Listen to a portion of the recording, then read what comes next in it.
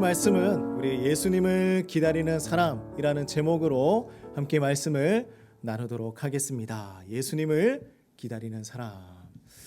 자, 우리가 누군가를 기다릴 때에 가장 오래 기다리고 또 기다리면서 가장 마음이 애달팠던 그런 기다림이 있었습니까? 누군가를 기다려 봤습니까? 우리 자녀들은 엄마 아빠를 기다리는데 가장 많은 에너지를 쏟는 것 같아요. 그래서 저희가 어딜 나가면 항상 전화가 옵니다. 그래서 10분마다 30분마다 1시간마다 이렇게 전화를 하다가 요즘에는 좀 많이 좋아졌어요. 우리 성도님들은 누구를 가장 그렇게 기다리십니까? 아니면 지금도 누군가를 기다리는 사람이 있으십니까? 오늘 말씀을 보면요, 이 누가복음 3장은요 메시아의 길을 준비하는 이 세례 요한의 사역, 그리고 예수님이 세례 요한에게 세례를 받으시는 장면, 그리고 예수님의 족보가 기록이 되어 있습니다. 우리가 알고 있는 이 세례 요한은 빈들에서 생활을 하고 있었어요. 빈들에서 생활을 하다가 하나님의 말씀이 임하였을 때에 세례 요한의 사역이 시작되었습니다. 요한이 광야에서 그 좋은 소식을 전파하고 선포하기 시작을 했을 때 많은 사람들이 모여들기 시작을 했어요. 왜냐하면 이스라엘 사람들은 요한이 위대한 선지자가 아닐까 생각을 했어요. 왜 그랬을까요? 하나님께서는 구약에서 신약 시대까지 오는 그 긴 시간 동안 400년의 시간 동안 단 한 명도 선지자를 보내주시지 않았습니다. 하나님은 침묵하고 계셨어요. 그래서 세례 요한에게 더 많은 관심을 집중하게 되는 거예요. 어떤 사람들은 그랬죠. 세례 요한이 메시아가 아닐까? 우리를 구원할 사람이 아닐까? 메시아가 오시긴 했습니다. 그러나 세례 요한은 아니었어요. 누굽니까? 바로 예수님이었죠. 그래서 이 세례 요한은 예수님이 오시는 그 길을 준비하는 사람, 예비하는 사람이 바로 이 세례 요한이었어요. 세례 요한의 두 가지 사역이 있는데 첫 번째는 뭐냐면 백성들에게 메시아를 받아들일 수 있도록 마음을 준비시키는 거. 그렇죠? 우리가 무엇을 하든지 마음 준비가 참 중요합니다. 제가 요즘에 그 대화를 잘 하는 법이라는 책을 좀 보니까 어떻게 이야기를 하냐면 상대방과 대화를 잘하기 위해서는 준비가 필요하다고 해요. 그래서 내가 이 사람과 만났을 때는 어떤 이야기를 할 것인가, 그리고 또 저 사람과 만났을 때는 내가 어떤 소재로 이야기를 할 것인가, 이것을 준비하면 더 대화를 잘할 수 있다고 이야기를 합니다. 그래서 또 두 번째 이 세례 요한의 사역은 무엇이냐면 메시아를 백성들에게 잘 소개하고 세례를 베풀어 주는 것, 바로 이 두 가지였어요. 오늘날 우리의 소명도 세례 요한과 비슷해요. 뭐냐면 세상의 수많은 사람들에게 예수님을 잘 소개해 주는 것, 그들이 잘 받아들일 수 있도록 우리가 전도하는 것, 바로 이러한 사역이죠. 이것이 바로 오늘 말하고 있는 광야에 외치는 자의 소리라는 거예요. 세상은 광야입니다. 듣는 사람이 하나도 없을 수도 있어요. 그죠? 그리고 우리를 쳐다보는 사람이 아무도 없을 수도 있습니다. 그러나 아무것도 하지 않으면 아무 일도 일어나지 않는 것이죠. 우리는 예수님 오실 길을 준비하는 누구입니까? 그러한 예비하는 사람들, 그 길을 준비하는 사람들. 제가 지난주에 이제 그 단지도 새로 들어오고, 이 단지도 새로 들어왔죠. 그리고 이사도 막 하고 있습니다. 그래서 제가 보니까 이 상황을 좀 파악하기 위해서 집 주변을 이렇게 돌아보고 산책을 좀 하고 있는데 주변이 정말 좋아졌어요. 정말 깨끗해지고요. 항상 도로가 울퉁불퉁하고 지저분했거든요. 근데 그 다 공사를 하고 도로도 깨끗하게 이제 닦여지고 버스 정류장도 이쁘게 딱 마련되어지고 그 주변에는 또 많은 깨끗한 건물들이 세워지고 있습니다. 그런데 그 중에 이제 보니까 두 개의 건물이 세워지고 있었어요. 하나는 성당이고요.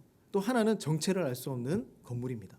자, 그런데 현수막도 없고 보통은 이제 건물을 지을 때 뭔가 붙어 있잖아요. 이 조감도도 붙어 있고 무엇인지 알 수 있어요. 근데 이제 건물을 보니까 형상은 교회 같아요. 형상은 교회 같이 보여요. 그래서 교회가 새롭게 하나 또 지어지나 보다 라면서 교회가 들어와서 다행이다라고 이제 생각을 하고 있었는데 자세히 좀 알아보니까 뭐가 있냐면 거기에 세워지는 건물을 보니 2단 건물이에요. 2단 건물이 세워지는 거예요. 그리고 조금 더 가다 보니까 이제 마음이 좀 답답해지고 있어요. 좀 가다 보니까 이 좀 정통적인 교단에서 교류를 금지했던 교회들이 또 새롭게 또 하나가 세워져 있는 거예요. 마음이 점점 답답해지는 거예요. 어떻게 해야 되나? 이단이 세워지고 또 좀 건강하지 않은 것들이 이렇게 건물들이 세워지고 있구나. 근데 이제 가다 보니까 저의 정신을 바짝 차리게 하는 한 사람이 나타났습니다. 누구냐면 어느 나이가 지긋하게 드신 분이 이제 오셔서 전도지와 물티슈를 저에게 이렇게 주시면서 예수님 믿으셔야 합니다. 이렇게 얘기를 하는 거예요. 저는 이제 평소 같았으면 뭐 나도 목사인데 나도 교회인데 이렇게 생각을 했을 텐데 그런 것이 아니라 유심하게 살펴보게 됐어요. 전도지도 살펴보게 되고요. 그리고 그 물티슈도 이렇게 살펴보게 됐습니다. 근데 이제 나중에 처음에 너무 순식간에 지나가서 잘 몰랐지만 나중에 알고 보니까 이분이 누구였냐면 저의 제가 공부했던 신학교의 선배 목사님이신 거예요. 근데 이제 제가 그 교회를 좀 한번 살펴보니까 건물도 잘 세워져 있고 성도님들도 많이 있어요. 근데 나이도 많아 보이시는 이 담임 목사님께서 거기에 나오셔서 홀로 외롭게 이렇게 전도지도 나눠주고 예수님 믿으셔야 한다고 얘기도 하시고 그러면서 이렇게 복음을 전하고 계시는 거예요. 제가 그 모습을 보면서 지금 제가 이 이단 건물들 보면서 답답해하고 있을 때가 아니구나. 지금 우리가 해야 하는 것은 뭐냐면 복음을 전하는 것, 전도하는 것. 한 번이라도 더 나아가서 이 지역의 영혼들에게 주님이 우리 가운데 계시고 예수님이 살아서 역사하시고 우리를 구원해 주셨다는 그 놀라운 소식을 전할 수 있어야 이 영혼들이 다른 길로 빠지지 않고 이단에 빠지지 않고 조금이라도 예수님에게 나아갈 수 있지 않을까. 정신을 바짝 차리게 됐죠.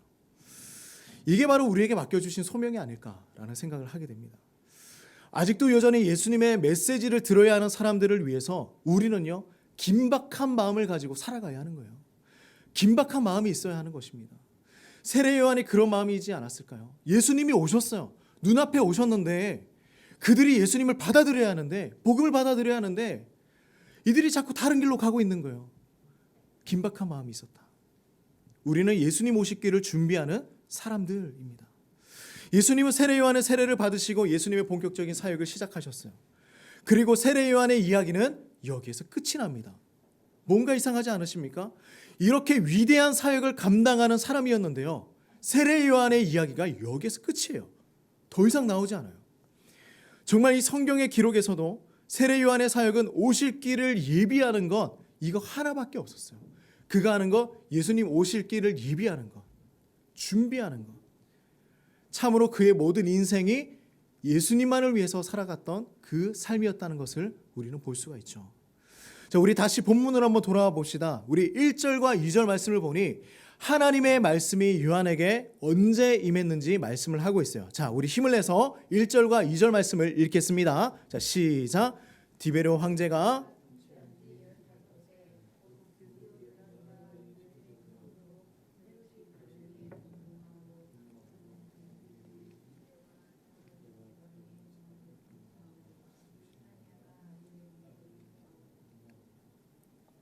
2절도 안나스와 가야바가 대제사장으로 있을 때에 하나님의 말씀이 빈들에서 사가랴의 아들 요한에게 임한지라. 아멘. 말씀이 참 어려워요, 그죠? 어려운 이름도 많이 나오고 지역도 나오고 이게 도대체 무슨 얘기인가? 자, 언제라고 이야기합니까? 하나님의 말씀이 요한에게 임했을 때를 정확하게 기록하고 있어요. 자, 디베로 황제가 나오죠? 통치한 지 15년 되던 해다. 누가는 정말 자세합니다. 역사를 너무나 잘 알고 있는 역사가였어요. 디베로는 누구냐면 아우구스투스 그 다음의 황제인 티베리우스 황제였습니다. 자, 이렇게 역사적인 인물들을 잘 기록을 하고 있어요. 그리고 우리가 잘 알고 있는 누가 나옵니까? 본디오 빌라도가 나와요. 그리고 분봉왕 헤롯 빌립 루사니아가 있었다라고 이야기를 하고 있죠. 분봉왕은 무엇이냐면 영토의 4분의 1을 자기들이 나누어서 다스렸던 왕들을 이야기하고 있는 거예요. 자, 그리고 또 대제사장이 나옵니다. 안나스와 가야바예요. 여기서 이상한 것을 우리 발견해야 합니다. 뭐냐면 유대인의 율법에는요 대제사장이 몇 명이어야 합니까? 한 명이어야 해요. 한 명이어야 하는데 지금 2명이 나오고 있어요. 자, 이 시대의 종교적인 제도는 다 부패하고 있었고 로마가 유대인들을 강력하게 통제하기 위해서 2명의 대제사장을 세워버린 거예요. 그래서 지금 이 2명의 대제사장이 기록이 되어 있는 것입니다. 자, 그럼에도 이들은 시골 출신인 광야에서 살아가는 선지자보다 존경을 받지 못하는 지도자들이었다. 하나님은 누구를 사용하시느냐? 하나님께서는요, 외롭고 홀로 서 있는 세례 요한을 통하여서 말씀의 전달자로 세우신 것입니다. 하나님이 사용하시는 사람은요, 뭔가 위대하고 그런 사람이 아니에요. 어떤 사람을 사용하시느냐? 외롭고 홀로 서 있고 하나님 앞에 바로 서 있는 자. 우리는 권력과 부와 명예와 아름다움을 가지고 그 사람을 판단하고 그 사람을 우리가 기준으로 삼고 살아갑니다. 그러나 하나님에게 위대하게 쓰임받는 조건은 무엇이냐면 한 개인의 소유가 무엇인지, 얼마나 가지고 있는지 이것으로 판단되지 않는 거예요. 뭐냐면 하나님에 대한 그들의 믿음에 따라서 결정이 되는 것입니다. 이런 시대에 하나님의 말씀이 요한에게 임해졌어요. 하나님께서 요한에게 메시지를 전달하고 계십니다. 세례 요한은 하나님께서 주신 그 말씀을 이제 전하기 시작을 했어요. 자, 우리 3절 말씀입니다. 같이 읽겠습니다. 시작. 요한이 요단강 부근 각처에 와서 죄 사함을 받게 하는 회개의 세례를 전파했다. 회개의 세례를 전파했다. 예수님을 기다리는 성도의 첫 번째 준비는 바로 이거예요. 우리 같이 한번 고백해 봅시다. 회개의 세례입니다. 회개의 세례입니다. 회개의 세례입니다. 요한의 메시지는 바로 이거였어요. 그들에게 전하는 것은요, 단 한 가지, 회개의 세례를 받으라라는 것이었습니다. 회개는 무엇입니까? 죄를 고백한 후에 죄에서 돌아서고 하나님에게로 나아가는 것입니다. 우리가 생각해 봅시다. 복음은요, 정말 좋은 소식이잖아요. 그죠? 복음은 굿뉴스라고 합니다. 좋은 소식이라고 그래요. 그런데 그 복음의 시작은 그렇게 유쾌하지 않아요. 그렇게 좋게 들리지 않습니다. 왜냐하면 그 복음의 시작의 메시지는 무엇입니까? 우리가 죄인이라는 거예요. 우리는 죄인입니다. 용서받을 수 없는 죄인입니다. 이것이 복음의 시작이었습니다. 우리가 세상 가운데 살아갈 때는요, 엄청난 죄인은 아니에요. 다 감옥에 가야 하는 그런 죄를 지은 사람들은 아니었습니다. 그런데 하나님 앞에 설 때에는요, 우리는 다 드러나게 되어 있는 것입니다. 마치 우리가 내면을 다 볼 수 있는 그 거울 앞에 서 있는 것처럼 하나님 앞에 서고 하나님 앞 말씀 앞에 섰을 때에 나의 내면이 다 드러나 보이는 거예요. 나의 어두운 면, 나의 부끄러운 면, 이 모든 것들이 다 드러나는 것이죠. 우리 철로 역정이라는 책을 읽어보셨습니까? 이 존 버년이 쓴 철로 역정이라는 책이 있죠. 만화책으로도 있어요. 그래서 한번 기회가 되시면 다 읽어보시면 좋겠습니다. 성경책 다음으로 전 세계에서 가장 많이 팔린 책이라고 하죠. 자, 그런데 이 철로 역정이라는 책을 보면요, 주인공 크리스천이 이 세상의 지혜자와 대화하는 장면이 한 가지 나옵니다. 거기서 뭐라고 하냐면 세상의 지혜자가 이렇게 질문을 해요. 당신은 지금 커다란 죄의 짐을 지고 있는데 그 커다란 죄의 짐을 지고 있는 것을 어떻게 깨닫게 되었습니까? 라고 질문을 합니다. 그러자 이 크리스천은 이렇게 대답을 해요. 내 손에 있는 이 책을 읽으며 깨닫게 되었습니다. 무엇입니까? 바로 성경책이죠. 세상의 모든 사람들은 수없이 많은 죄를 짓고 살아가고 있습니다. 그런데 내가 죄를 짓는지, 내가 잘못을 했는지 이것을 인식하지 못하고 지나갈 때가 많이 있어요. 그러나 우리가 성경을 읽으면서 하나님의 뜻을 깨닫게 되었을 때, 아, 내가 지금 죄를 짓고 살아가고 있구나. 우리의 모든 삶의 순간들이 죄의 연속이구나. 이것을 깨닫게 된다라는 거예요. 이런 재미있는 표현이 있습니다. 영국 청교도 목회자 윌리엄 베이츠는 이런 표현을 했어요. 하나님이 진정으로 회개하는 성도들에게 베푸신 죄 용서함을 모두 기록으로 남겨야 한다면 천사의 손은 피곤할 수밖에 없을 것이다. 그럼 뭐냐면 죄의 연속이라는 거예요. 우리가 끊임없이 너무나 많은 죄를 짓고 살아가고 있기 때문에 이것을 천사가 다 기록을 한다면 너무 피곤할 것이다. 이 회개를 상징적으로 나타내는 것이 뭐냐면 오늘 세례 요한이 행해야 하는 바로 이 세례가 있다라는 것입니다. 세례는 뭐가 필요합니까? 물이 필요했죠. 그래서 세례 요한이 요단강 부근에 와서 지금 그의 말씀을 전파하고 있는 것입니다. 우리 이렇게 한번 생각을 해봅시다. 회개에 대해서 우리 이렇게 한번 더 생각을 해보면 좋을 것 같아요. 항해를 하고 있어요. 배를 타고 바다에서 항해를 하고 있습니다.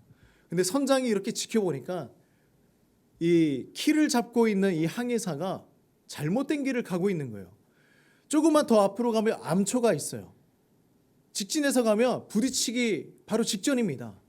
그런데 이 암초를 피해야 할 방법은 뭐가 있을까요? 갑판에 나가서 배의 갑판을 닦는 것? 아니면 물을 빨리 퍼낼 수 있는 준비를 하는 것? 이것이 이 배를 구출할 방법일까요? 가장 좋은 방법은 무엇이냐면 키를 빨리 돌려서 다른 방향으로 가야 하는 것이죠. 이 이야기가 바로 이것입니다. 세례 요한은 이 일을 지금 하고 있는 거예요. 잘못된 그 죄의 바로 앞에 있는 그 암초와 같은 죄의 덩어리에 다가가고 있는데 이 방향을 바꾸어 놓는 일을 지금 하고 있는 것입니다. 우리가 행해야 할 일은 무엇이냐면 바른 길을 갈 수 있도록 우리가 그 방향을 잡아주는 일을 해야 한다. 죄라는 위험한 바위에서 방향을 돌려서 안전한 항구로 갈 수 있도록 인도해 주는 일. 바로 이것을 하고 있는 것이죠. 자, 세례 요한이 살던 이 시절에는 이런 일들이 있었습니다. 왕이 그 지역 신방을 시작하면요, 신하들이 먼저 그 지역을 방문하여서 왕이 오실 것을 대비하고 준비시켰습니다. 세례 요한도 그들의 삶을 미리 준비하여서 주님이 오실 길을 예비하고 있었어요. 자, 우리 4절 말씀을 같이 한번 읽겠습니다. 시작. 선지자 이사야의 책에 쓴 바 광야에서 외치는 자의 소리가 있어 이르되 너희는 주의 길을 준비하라. 그의 오실 길을 곧게 하라. 자, 선지자 이사야도 세례 요한처럼 백성들에게 회개하라라고 외치고 있었습니다. 이사야와 세례 요한의 선포는요, 바로 광야에서 외치는 소리이다라고 이야기하고 있죠. 이들이 외친다는 표현은 무엇이냐면 그냥 외치는 것이 아니라 간절한 마음으로, 그리고 그의 그 긴박한 마음으로 큰 소리로 외친다는 의미를 가지고 있어요. 그들의 목소리는 멋진 공연장에서 화려한 광단에서 외치는 소리가 아니었습니다. 광야에서 외치는 소리였어요. 왜 광야여야 했을까? 다 준비되어 있는 공연장에서 관객들을 모아놓고 외치는 소리가 아니었습니다. 아무런 세팅이 되어 있지 않은, 사람도 많이 모여 있지 않은 그 고독한 곳에서 광야에서 외치는 소리가 되어야 한다. 광야는 하나님께서 백성들을 구출하시고 그들이 나에게로 돌아오기를 원하시면서 역사하셨던 그 장소입니다. 하나님께서 백성들을 구원하셨던, 그리고 기적을 베풀어 주셨던 장소였어요. 세례 요한은 그들의 간절함을 외치고 있는 것입니다. 요한은 하나님의 메시지를 담은 목소리일 뿐이었어요. 주님의 길을 예비하는 한마디였습니다.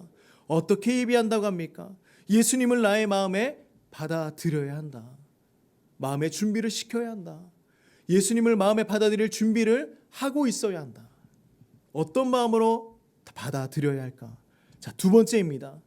예수님을 기다리는 성도의 준비, 그 두 번째는 무엇이냐면 바로 이거예요. 믿음의 기경이 있어야 한다. 마음의 기경이 있어야 한다. 기경은 무엇입니까? 우리가 농사를 지을 때에 그 농사가 잘 될 수 있도록 땅을 완전히 갈아엎는 것입니다. 기경한다는 것은 믿음을 방해하는 모든 요소들을 다 갈아엎어야 한다라는 것이죠. 5절과 6절 말씀을 우리 같이 한번 읽겠습니다. 시작. 모든 골짜기가 메워지고 모든 산과 작은 산이 낮아지고 굽은 것이 곧아지고 험한 길이 평탄하여질 것이요 모든 육체가 하나님의 구원하심을 보리라 함과 같으니라. 아멘. 왕들이 군대를 이끌고 행차할 때 선발대가 먼저 앞장서서 나아갑니다. 구덩이를 메우고요 평탄한 길을 만들어갑니다.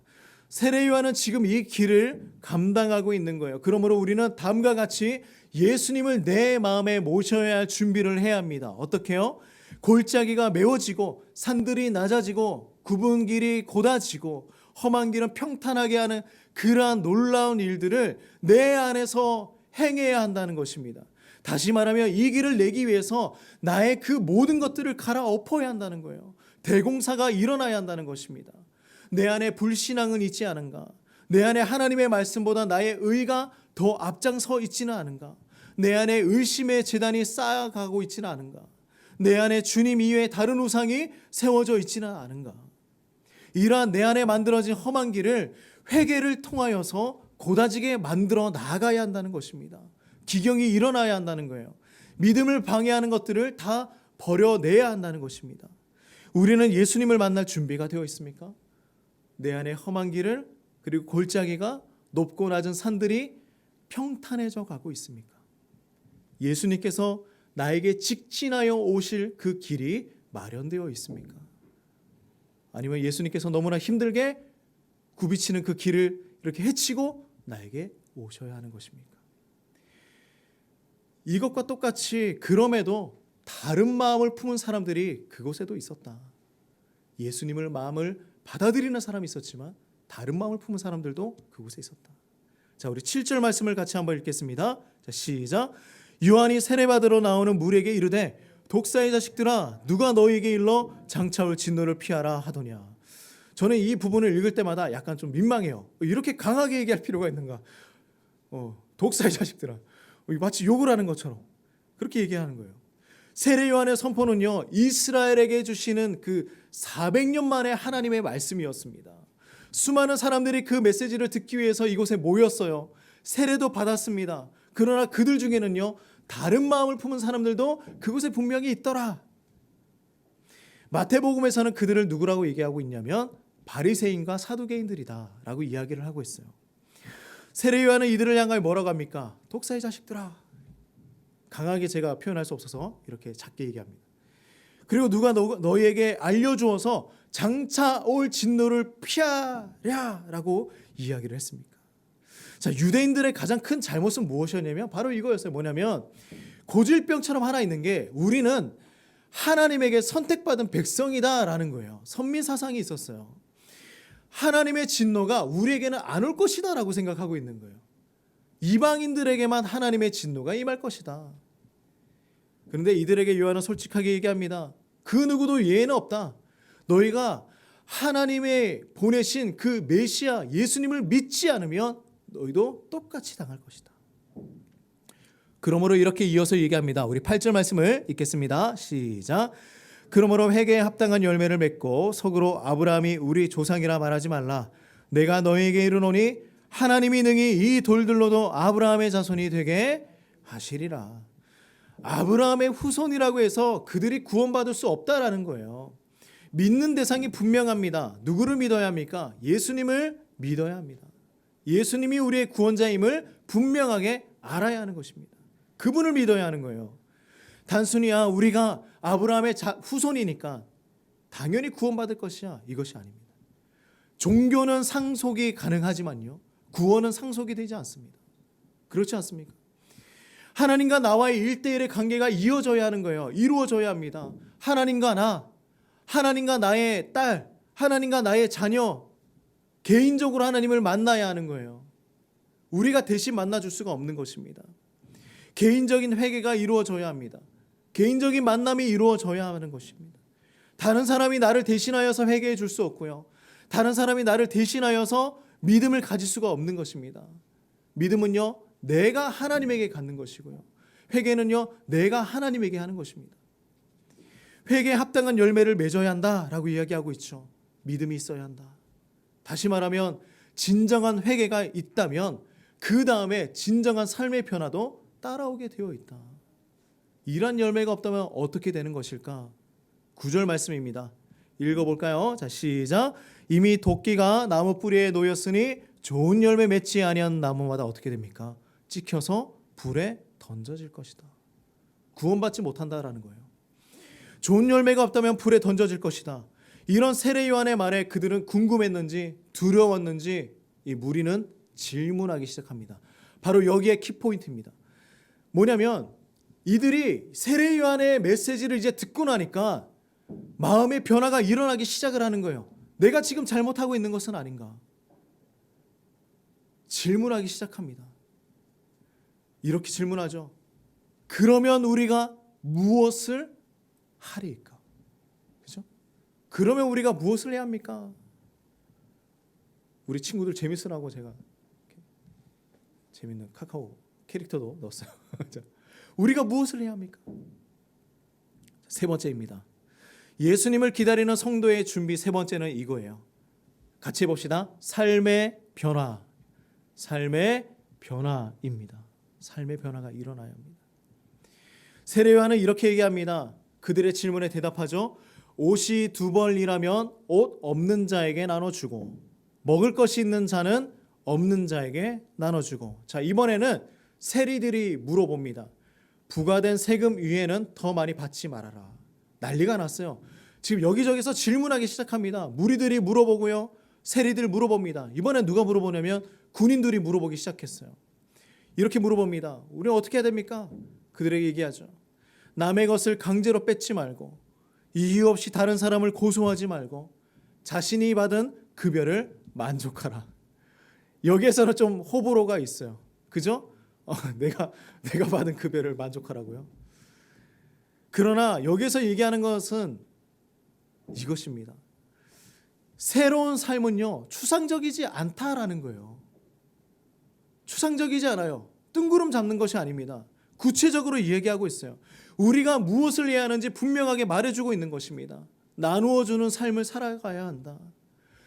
너희가 회개하고 구원받고 예수님을 받아들였다면 삶의 변화가 일어나야 하는데 그것은 구체적으로 일어나야 하는 것이다. 이웃을 사랑해야 한다. 예수님께서 하나님 사랑 다음으로 말씀하신 메시지가 이웃을 사랑하라는 것이죠. 우리가 자기개발 서적이나 마케팅 서적들을 보면요, 이런 이야기들을 합니다. 부자가 되기 위해서는 뭐라고 합니까?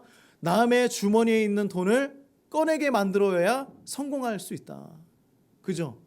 그것이 마케팅 전략 아닙니까? 그러나 하나님의 방법은 다릅니다. 우리 그리스도인들의 삶은요, 남에게서 빼앗는 삶이 아니라 나누어 주는 삶의 변화가 있어야 한다. 이야기하고 있는 것입니다.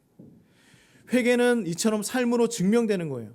우리도 이 질문을 하면서 살아가야 하는 것입니다. 우리는 이 질문을 하고 있습니까? 주님, 그러면 우리는 어떻게 해야 합니까? 우리도 회개했고요. 우리도 다시 한번 돌아갔고요. 다시 하나님, 우리 붙들고 있는데 우리는 그러면 어떻게 살아가야 합니까? 이 땅에서. 사람들은 그리스도가 오시길 기대하고 기다리고 있었습니다. 그래서 모두들 그 마음에 요한이 그리스도가 아닐까라고 생각을 했어요. 그들도 얼마나 기대하고 있었겠습니까? 그런데 요한은 마지막으로 자신의 할 일을 다 하고 나아갑니다. 자, 우리 16절 말씀이에요. 같이 한번 읽어볼까요? 자, 시작. 요한이 모든 사람에게 대답하여 이르되 나는 물로 너에게 세례를 베풀거니와 나보다 능력이 많으신 이가 오시나니 나는 그의 신발 끈을 풀기도 감당하지 못하겠노라. 그는 성령과 불로 너희에게 세례를 베풀 것이요. 이들의 문화에는 그런 것이 있었습니다. 신분이 낮은 노예가 손님들이 오시면 신발끈을 풀어서 그 발을 씻겨주는 문화가 있었어요. 그런데 그의 얘기는 뭐냐면 나의 뒤를 이어서 오실 그 예수님에 비하면 나는 그러한 사람들보다 더 못한 사람이다. 아무것도 아니다. 나띵이다. 예수님은 성령과 불로 세례를 주실 것이다 라고 이야기를 합니다. 우리가 세례 요한의 삶을 한번 잘 살펴보면요, 너무나 좁고 험한 길이었어요. 잘 살던 사람도 아니었죠. 광야에서 그냥 그렇게 살아가던 사람이었어요. 그런데 그의 인생은 생명을 드려야 하는 삶이었습니다. 그리고 결국 요한은 이렇게 돼요. 뭔가 예수님이 오실 길을 예비하고 하나님에게 최선을 다해서 자신의 삶을 바쳤으면 이렇게 되어야 하는데, 뭔가 잘 되어야 하는데 그의 인생의 마지막은 이 모습이었습니다. 우리 18절, 19절, 20절 말씀이에요. 같이 한번 읽겠습니다. 시작. 또 그 밖에 여러 가지로 권하여 백성에게 좋은 소식을 전하였으나 분봉왕 헤롯은 그의 동생의 아내 헤로디아의 일과 또 자기가 행한 모든 악한 일로 말미암아 요한에게 책망을 받고, 자 보십시오, 그 위에 한 가지 악을 더 더하여서 요한을 옥에 가두니라. 요한은 좋은 소식 전하고 주님의 복음 전했는데 결국은 그는 어디에 갔습니까? 감옥에 갇히게 돼요. 그의 인생의 마지막은 이것이었습니다. 그러나 자신의 사명을 감당하며 후회 없이 행복한 온전한 삶을 살아갔던 사람은 바로 세례 요한이었습니다. 우리의 방향은 분명해야 합니다. 오직 한 길밖에 없는 거예요. 세례 요한의 길밖에 없습니다. 우리는 어떻게 해야 합니까? 이 질문을 하며 살아갈 때에 우리는 예수님을 믿고 순종하고 다시 오실 그 주님의 길을 예비하면서 살아가는 것, 바로 이것입니다. 우리 모두 예수님의 오실 길을 준비하는 그러한 성도가 되길 간절히 소망합니다. 우리가 진정한 회개가 있고 또 이 회개로 인하여서 믿음의 기경이 일어나고 또 그것으로 인하여서 완벽한 삶의 변화로 주님의 오실 길을 예비하며 준비하며 살아가는 것, 이것이 우리 모든 성도님들의 삶이 되시기를 주님의 이름으로 소망하고 간절히 축복합니다.